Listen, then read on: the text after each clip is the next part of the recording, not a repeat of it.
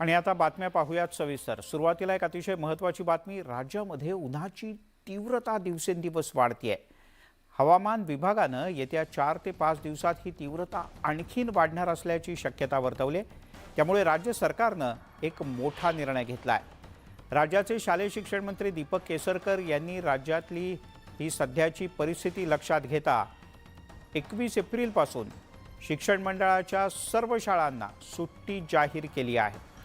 राज्यात 15 जून आणि विदर्भात 30 जून या तारखांना शाळा सुरू होतात। सीबीएसई, आयसीएसई आणि अन्य बोर्डांच्या शाळांसाठी मात्र संबंधितांशी चर्चा करण्यात येणार असल्याचंही त्यांनी म्हटलं आहे।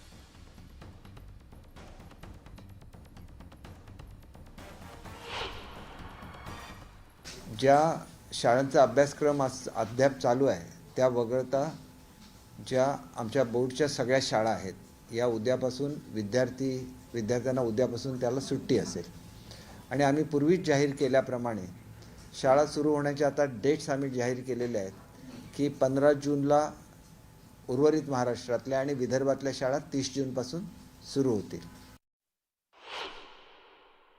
एक विनंती सर्वच शाळांना सुद्धा आहे की एक्स्ट्रा काही करिक्युलरचे ते वर्ग वगैरे घेतात सुट्टीच्या काळामध्ये की मुलांना काही इतर ॲक्टिव्हिटीज समजाव्या म्हणून। असं काय ॲक्टिव्हिटीज करायच्या असल्या तरी त्या सकाळ किंवा संध्याकाळीच घेतल्या पाहिजे। दुपारच्या वेळेला कोणीही अशा ॲक्टिव्हिटी घेता येणार नाहीत। मराठी विषय सक्तीचा करण्याच्या निर्णयाला 3 वर्षांकरता स्थगिती देण्याचा निर्णय घेण्यात आला होता। सीबीएसई, आयसीएसई आणि केम्ब्रिज बोर्डाच्या शाळांमध्ये 8वी नंतरच्या इयत्तांना मराठी विषय विद्यार्थ्यांच्या एकूण मूल्यांकनात धरण्यात येऊ नये असाही शासन निर्णय घेण्यात आला। यावरून राष्ट्रवादी काँग्रेसनं सरकारवर टीका केली होती। दरम्यान यानंतर शालेय शिक्षण मंत्री दीपक केसरकर यांनी स्पष्टीकरण दिलंय। केंद्रीय मंडळाच्या शाळांमध्ये केवळ 8वीच्या यंदाच्या बॅचलाच गुणांकनाची सवलत देण्यात आली आहे। जे विद्यार्थी 8वीत आलेत त्यांच्यासाठी हा नवीन विषय आहे। त्यामुळे मराठी विषय वगळलेला नाही तर त्याला केवळ गुणांकन दिलं जाणार आहे असंही त्यांनी स्पष्ट केलं। जी मुलं 8वीमध्ये आलेली आहेत आता म्हणजे ज्यांना नव्यानेच मराठी इंट्रोड्यूस केलं त्या एका बॅच पुरतं हे कन्सेशन दिलेलं आहे। कारण ही बॅच आता सध्या 9वी 10वीला मराठी नाहीच आहे। मराठी इंट्रोड्यूस कसं केलं आहे पहिलीमध्ये आणि 6वीमध्ये। त्याच्यामुळे आता जी 8वीमध्ये मुलं आली त्यांच्या दृष्टीने तो नवीन सब्जेक्ट आहे। तर ती बॅच ज्यावेळेला 10वीमध्ये जाईल तोपर्यंत त्यांना गुणांकन आहे। मराठी विषय वगळलेला नाही आहे। एका बॅच पुरतं ते सुद्धा। तिकडे राज्य प्रशासनात काही अधिकारी आणि मध्यस्थांचे लाचखोरीचं रॅकेट कार्यरत असून प्राप्तिकर विभागाच्या छापेमारीत जवळपास 1050 कोटींचा गैरव्यवहार समोर आलाय। प्राप्तिकर विभागाच्या कारवाईत ही धक्कादायक माहिती उघड झाल्याचं कळतं आणि त्या अनुषंगानं एसीबीला एफआयआर नोंदवण्यासाठी आदेश द्यावेत अशा प्रकारची विनंती करणारी जनहित याचिका मुंबई उच्च न्यायालयात माहिती अधिकार कार्यकर्ते प्रवीण वाटेगावकर यांनी दाखल केली आहे। या याचिकेची गंभीर दखल घेत न्यायालयानं प्राप्तिकर विभाग, एसीबी आणि इतर प्रतिवादींचं उत्तर मागवलंय। या प्रकरणी आता 3 जुलैला पुढची सुनावणी होणार आहे।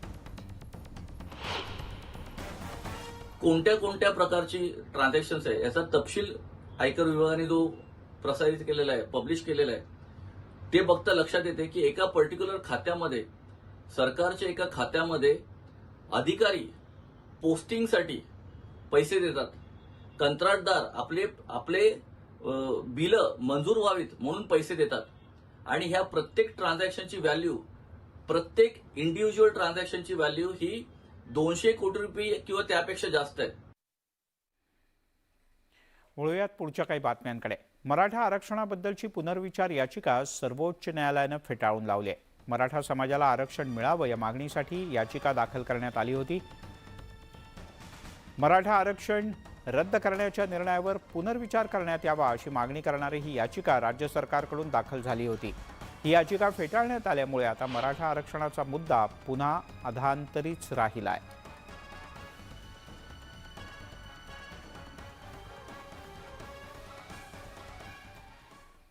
महाराष्ट्र नवनिर्माण सेनेचे अध्यक्ष राज ठाकरे यांच्या नेतृत्वाखाली राज्यातल्या विविध शिष्टमंडळांनी मुख्यमंत्री एकनाथ शिंदे यांची सह्याद्री अतिथीगृहात भेट घेतली।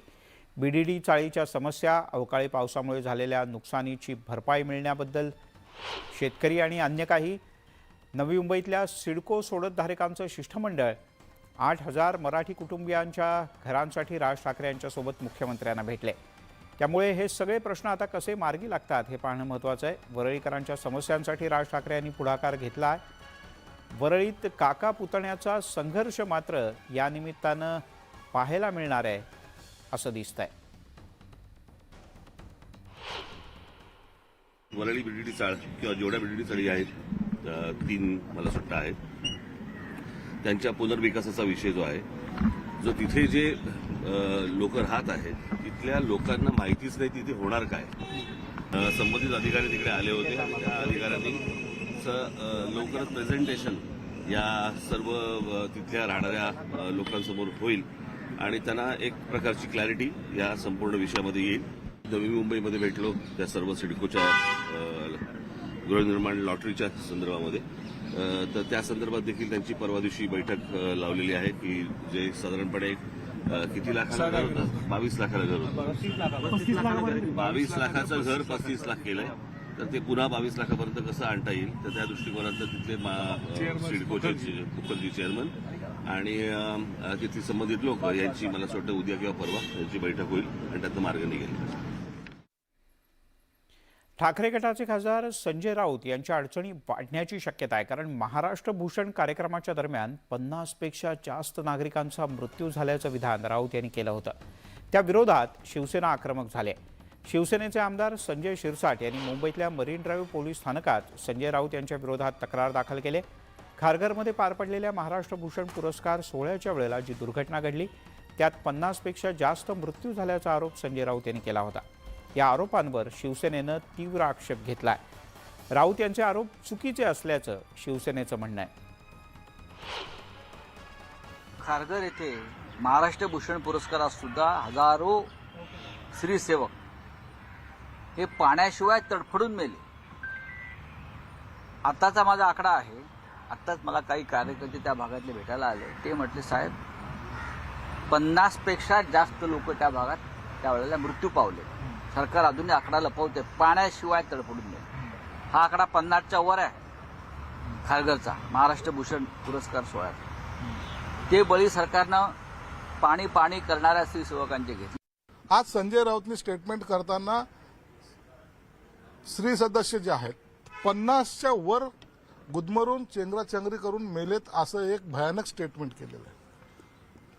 आणि हे स्टेटमेंट करताना कोणताही बेस त्यांच्याकडे नाही, कोणताही त्यांच्याकडे असा अधिकृत रेकॉर्ड नाही। यासोबतच महामुंबईमध्ये घेऊयात एक छोटासा ब्रेक।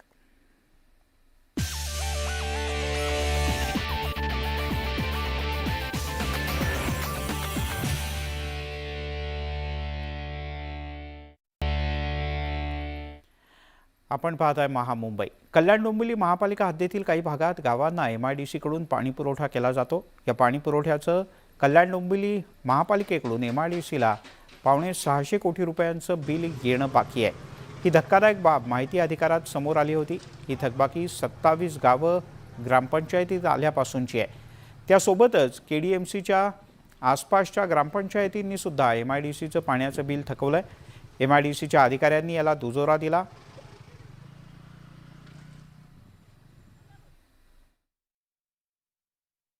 सर्वात पहिले आम्ही न्यूज 18चे आभार मानतो की आमची ज्या समस्या आहेत त्या समस्या आमच्या शासनापर्यंत पोहोचवलेल्या आहेत, म्हणून आम्ही त्यांचे आभार मानतो। आणि त्यांचं आश्वासन दिलेलं आहे आम्हाला शासनाने की 2024 पर्यंत पाणी येणार आहे, तर ही आनंदाची गोष्ट आहे। त्यामुळे पाण्याचा प्रश्न मिटणार आहे।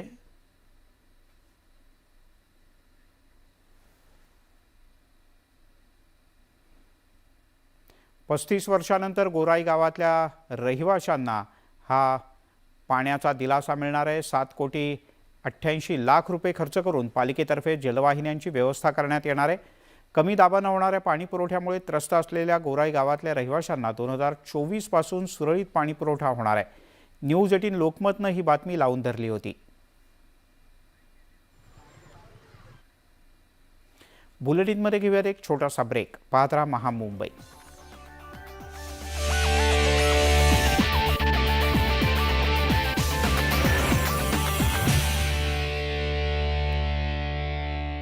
आपण पाहताय महामुंबई. न्यूज 18 लोकमतनं पाठपुरावा केल्यानंतर गोराईतल्या गावांच्या पाण्याचा प्रश्न मिटला ही बातमी आपण पाहिली होती. आता बातमी कल्याण डोंबिवलीची. कल्याण डोंबिवली महापालिका हद्दीत काही गावांना MIDC कडून पाणी पुरवठा केला जातो. या पाणी पुरवठ्याचं बिल हे 650 कोटी रुपयांचं आहे. हे बिल थकलेलं आहे. ही धक्कादायक बाब माहिती अधिकारात समोर आली आहे.